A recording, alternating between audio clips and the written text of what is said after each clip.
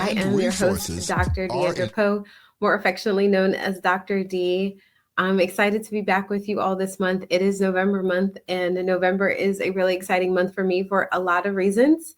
I just recently had a birthday at the top of the month, and it's Veterans Day as we're recording today. So I have a special guest with me today, my father.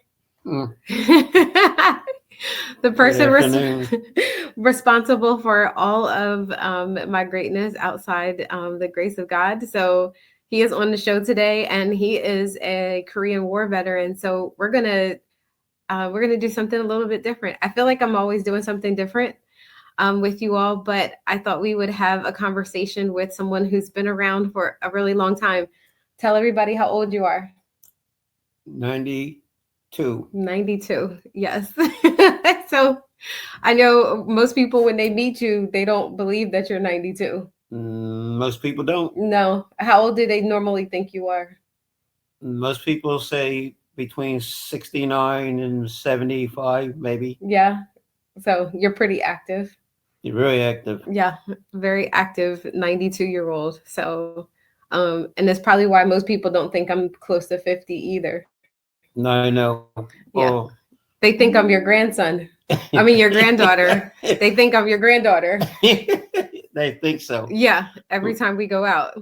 When you have one of your sisters being 70 years and being 71 coming up, so yeah. So, how old were you when you went into the Army? I was 17. 17 years old. Yeah. Okay.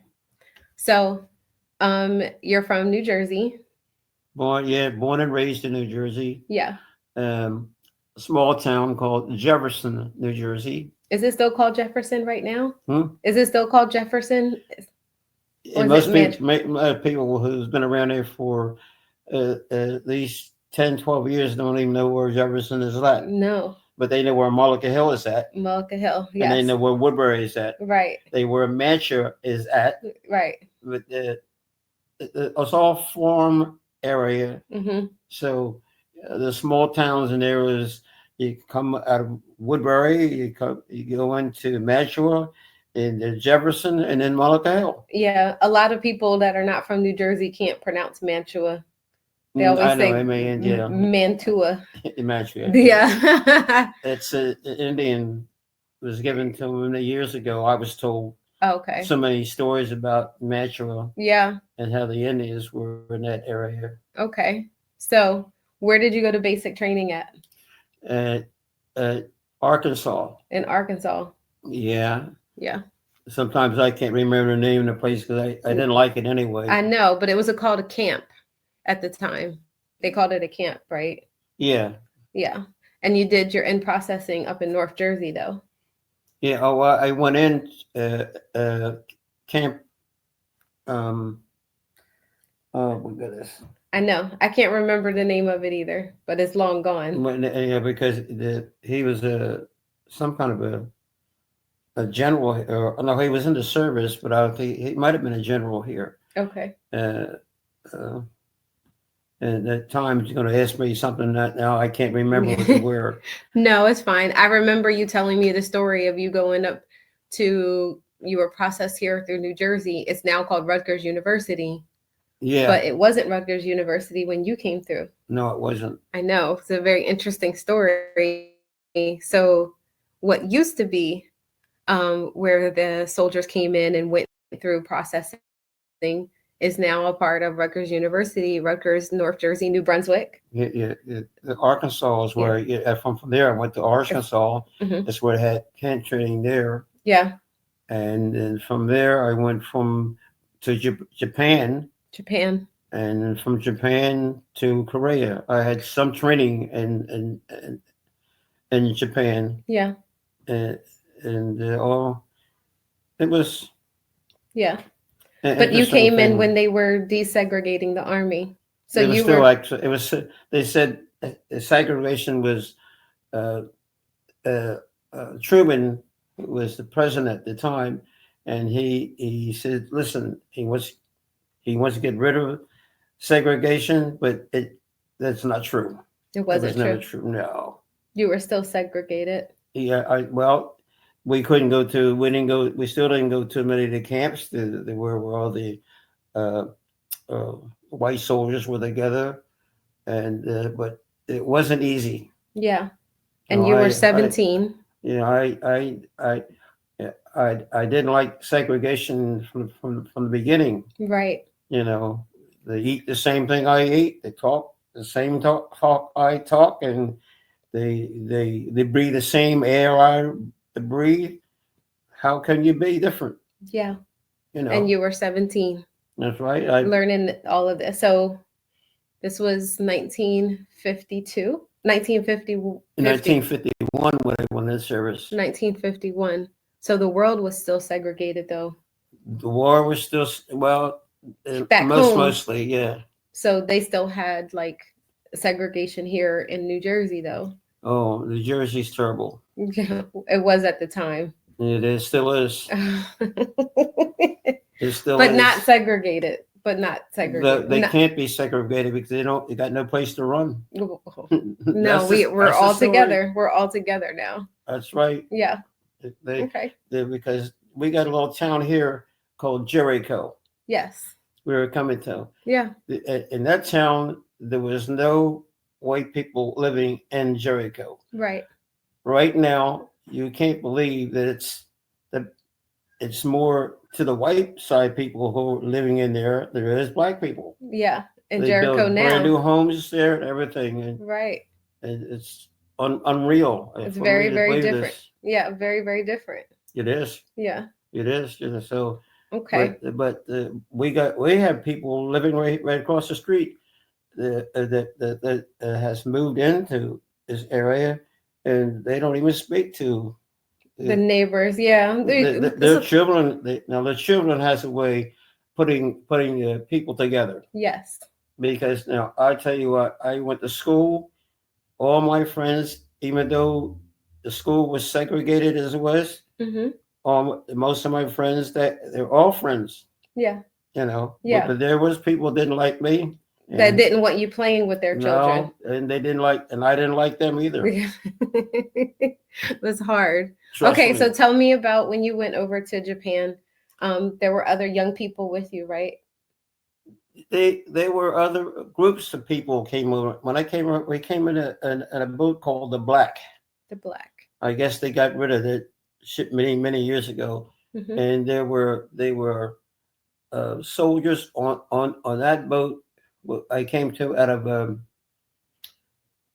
they were, I remember Greek, some Greek people, some people from Africa. Okay. Was on and the regiments. Okay. Some regiment it would, and now but when I went into Korea, I've never seen a house. The whole time I was in Korea, going in and out of Incheon, that's where I went from. Yeah, you were in the rural area. Well, you went over to a war. There was no houses there. The war was big. They had knocked down a lot of the towns. We didn't go into a city. Right. It's probably a city now. Yeah. But at that time, there was no buildings at all. Everything was tents. Yeah. So I spent a year in sleeping bags and tents. Yeah. And we built a place for men to when I went into Korea. There was areas we had called the I'm trying to think of how we went into that.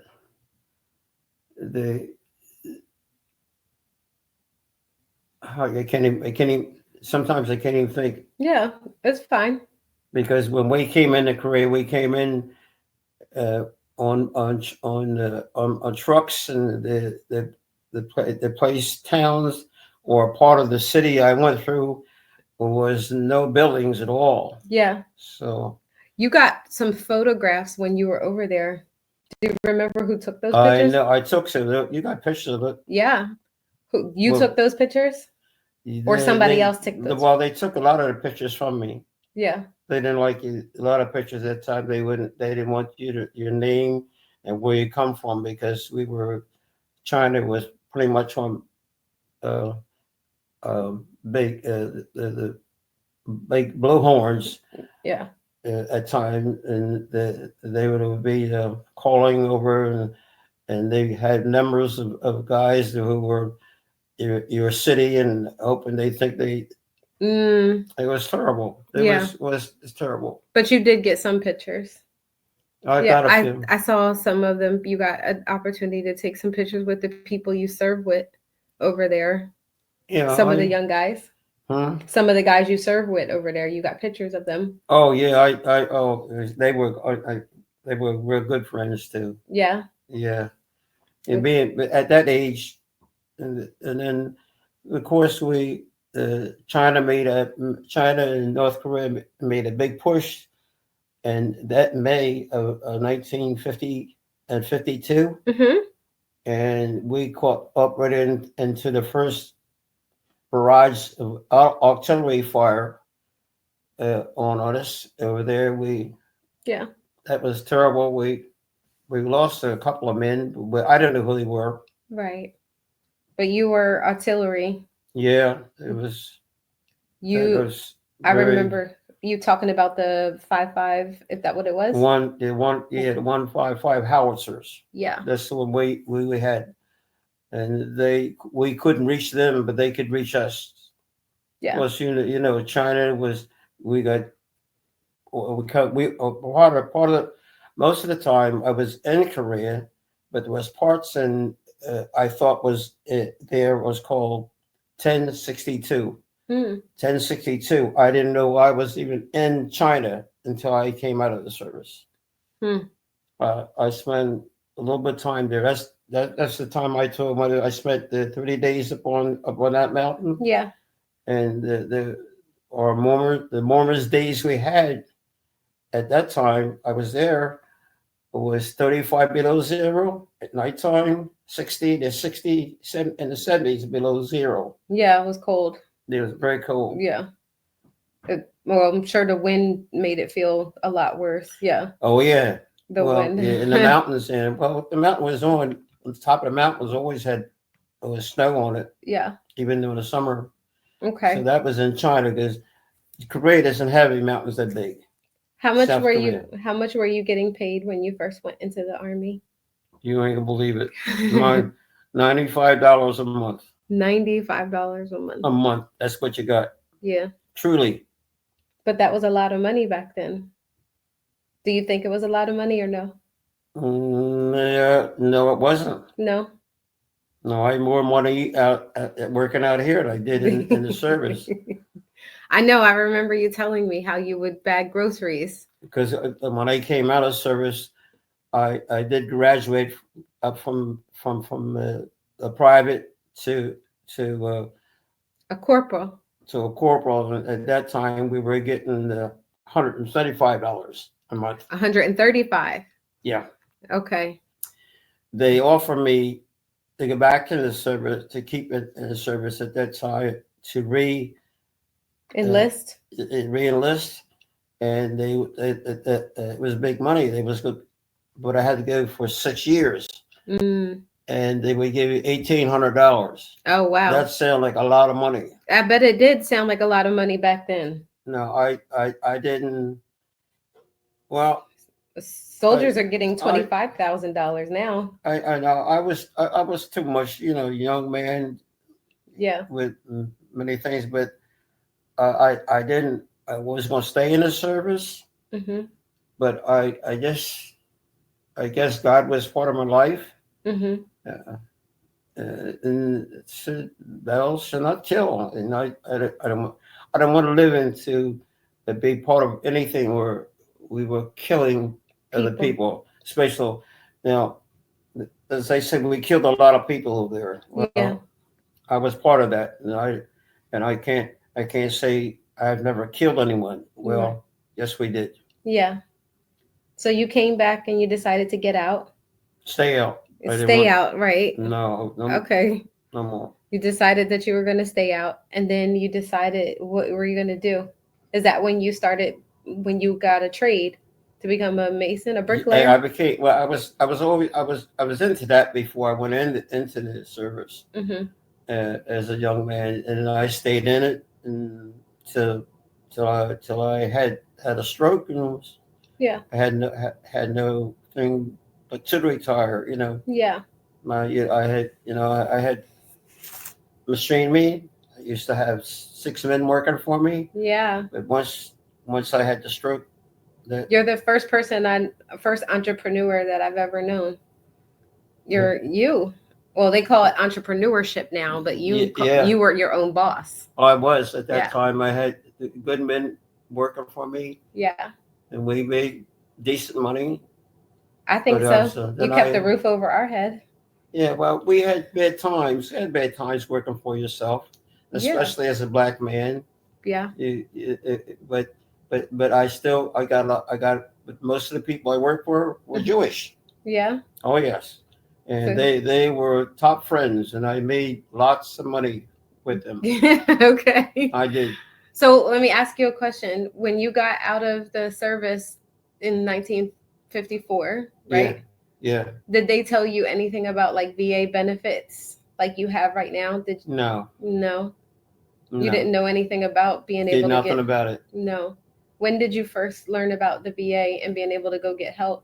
When I after I had uh, uh, After I was born? I had that frostbite in Korea. They was treated for frostbite in Korea, Hmm. but they're still denying it to me Today, they're still denying. today. They're Yeah. still denying it because that's why I had trouble with my. I was have the rest of my body was doing good. You remember I was having heart problems and all that kind of stuff, Yeah. and they figured uh, uh, that was the problem, and Because you were they thought it older. was my heart, and all the time is it was I had frostbite, had uh, To your hands. destroyed my hands and my feet, Yeah. and now and the army is still denying it today. To this very day. How old? I mean, was I born when you first started going to the VA? Was I already here? No, Not yet. Oh, it was no, before. 19 No, I don't mean. I don't mean in 1952. I mean, when did you first start going to the VA for help? back in the 60s, but at In the that 60s. time, what happened was after uh, I got through this year working for myself, Hmm. I went through the first marriage Hmm. I had, and that didn't work out for me. But my health was going down a hill, but they couldn't find out what was wrong with me, Mm, and they didn't find out until they sent me to a heart specialist, and the heart specialist says there's nothing wrong with your heart. right. I said, well, why are they telling me I have heart problems? And the army is saying the same thing. But anyway, they found that the blood was not going down, but not coming back up Okay. because my veins were destroyed by frostbite. Right. When did you start getting VA benefits? Well, what it was, I lost all my records in the fire. In the archive Yeah, fires, yeah. my brother had a house on fire, burned all my records up. Yeah. But then I didn't get back uh, trying to get into the army uh, uh, um, for benefits. Then they find out they had a fire there in '72, Or yeah, it was sometime in the and 70s, yeah. they burned all my records in there. So I had no records. Yeah. I had to fight this thing with no records. The Yeah. only thing that saved me, I found my when I first came out of service. Um, Your DD 214. yeah, DT-14. Yeah. That's the only thing that saved me, and it took almost 20 years Yeah. to get this thing done. 20 years, and they fought me, and they're still fighting it. Yeah. And I said, 20 want years. to. Yeah. You said you were going to fight all the way. You know, I'm going back. I just now I feel better. I'm going to fight it again. You're a fighter. I am. Yeah. You're a scrappy young Oh man. yeah. You like to fight. Oh yeah. I wonder where I get it from. At 92, I can still fight. I don't care. No, no, you're a lover, not a fighter. Well, I did that too. Oh That's how boy. you got around here. Oh my gosh. You don't have to Oh, tell oh, everybody that story. and, I and, know. and knowing your mother all my life, and find out why I'm loving and live with her after all. She had other children. I had children. I know. You were 45 years old when I was born. Yeah, I know. That was kind of late.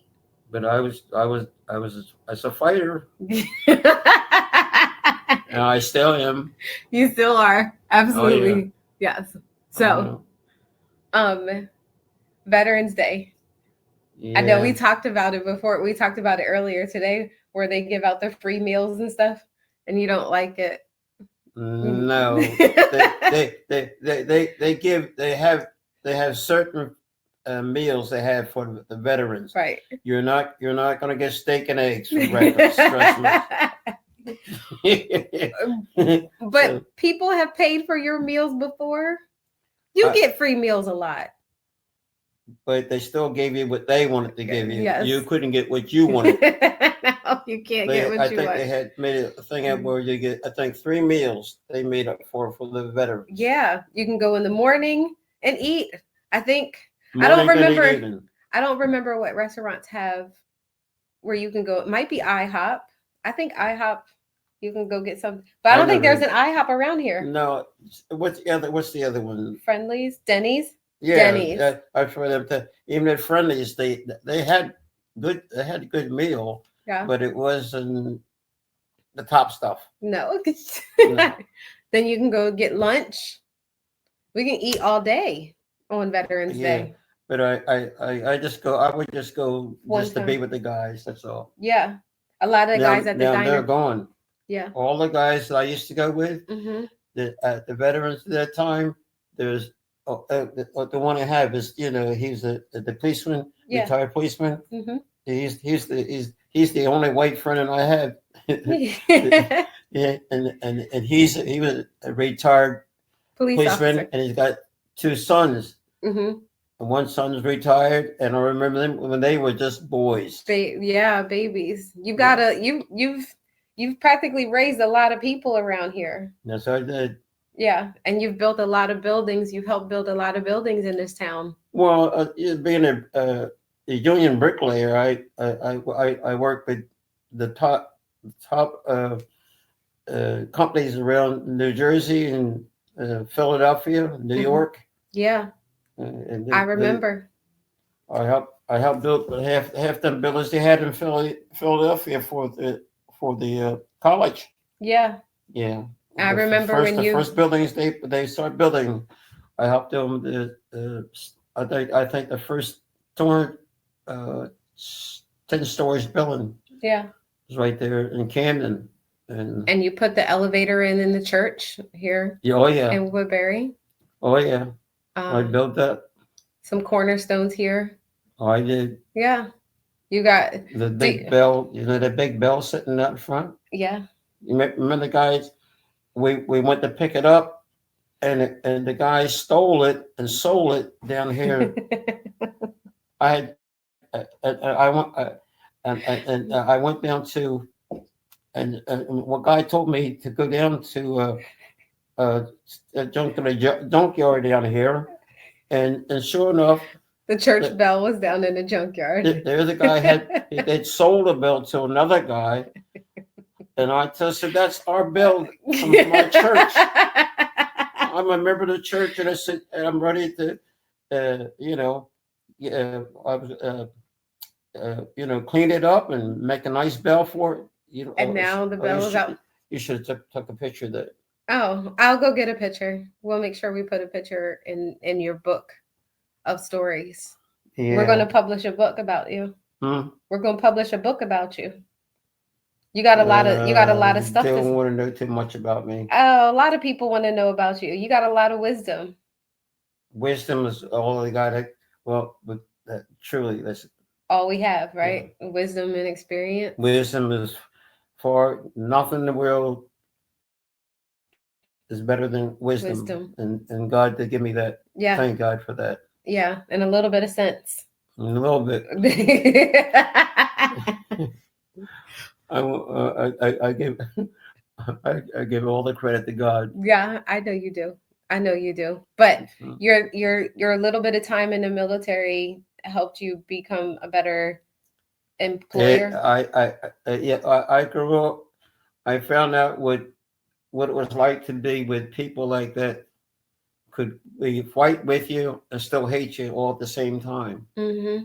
And I had a few fist fights because of that, because that's the reason I was out of I was put out of school. Yeah. At the fourth grade, so because you stood up for what was right. Yeah, well, they were prejudiced. I would fight them, Yeah. And I had a fight with the teachers in the school because I I think I was as good as anybody else, but you were. You are. And the principal of our school, who was in the service, had came out. He was a lieutenant, our principal at the school, and he was prejudiced too. Yeah, but you stood up for what was right. Yeah, so that's what got me put out. They put me out of school because I was a fighter. If you call me a name, I fight. Yeah, and they did. Yeah, well, and now look at you. You had your own business and everything. I did. Well, that was saying working for myself was the best thing I ever did. Yeah. Because I had men work for me all these years, and I had the same kind of equipments around here. I had backhoe. I know. Trucks, I remember all that stuff. Well, I want to be like you when I grow up. Well, I know that's one of the stories we always say. Yeah. I want to be like you when I grow up. I do. Mm-hmm. I want to be my own boss too, and I want to have people work for me too. Yeah, well, that's what you wanted to do, but you're doing all right. What you're doing? I'm doing all right. No, I think so. Oh, I appreciate that, Dad. Because having wisdom is far greater than a degree with me. Because being a religious person, I am now. I don't be religious. Yeah, being a man of faith. Yeah, but to be that kind of a person, you have to have that kind of faith. Yeah. That's what's carried you all this time. God is my life. Yeah. God is my life. And he got you to 92. Yep. And I'm 92 and I'm still doing well. You know what? Knowing my family, I have something that most people didn't have. My grandmother. Yeah. Who was born a slave. Yeah. Never had any school, no kind of teaching or school. But was smart. Unbelievable.